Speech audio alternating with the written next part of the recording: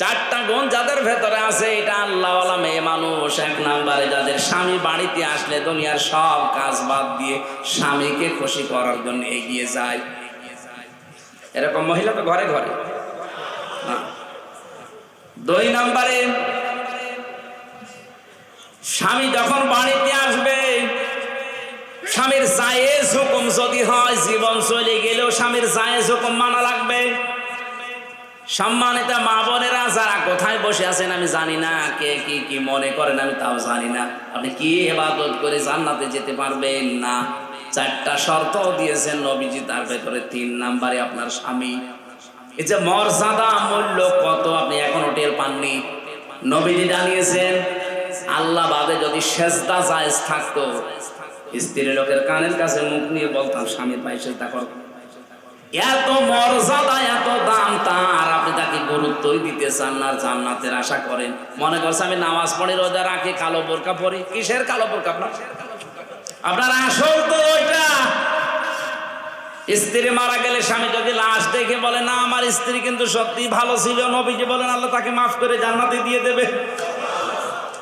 আমি সহ যত স্বামী এই যে বসে আছে, মিথ্যা কথা বলবেন না, কোরআন শরীফ আমার সামনে, একেবারে মাথার উপরে নিয়ে বলছি, সত্য কথা বলবেন 100 ভাগ। এখন যদি বউ মারা যায়, সত্যি বলতে পারবেন আল্লাহকে সাক্ষী রেখে আমার বউ 100 ভাগ আমার মন মতো ছিল?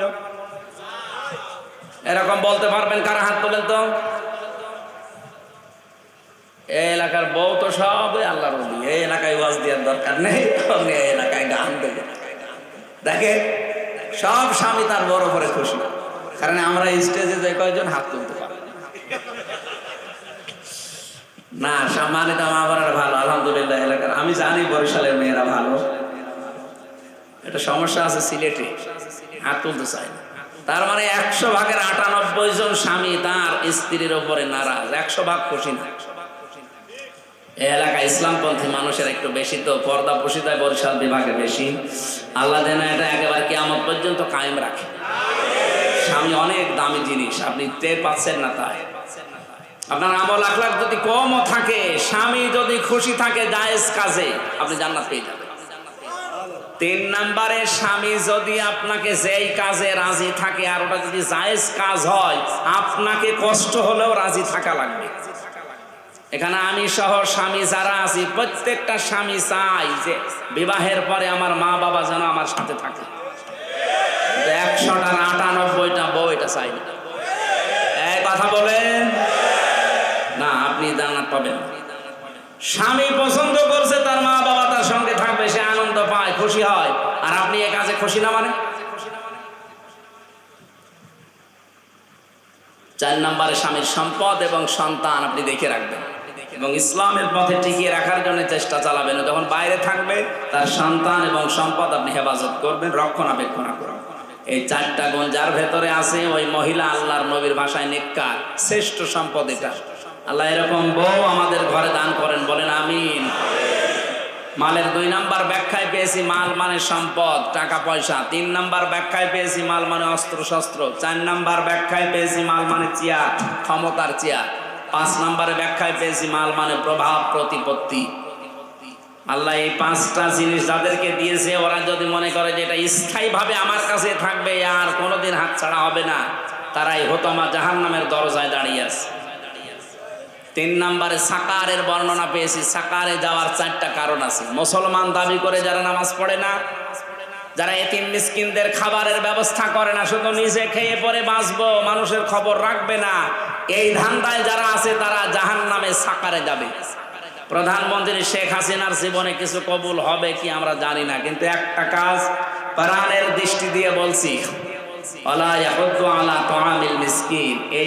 এই শব্দটা ওয়ালাম নাকুম নুতি'মুল মিসকিন, যে একটি খামার, একটি বাড়ির মাধ্যমে হাজার হাজার মানুষের মাথা গোজার খাই দিয়েছে আর একটা কর্মসংস্থান দিয়েছে।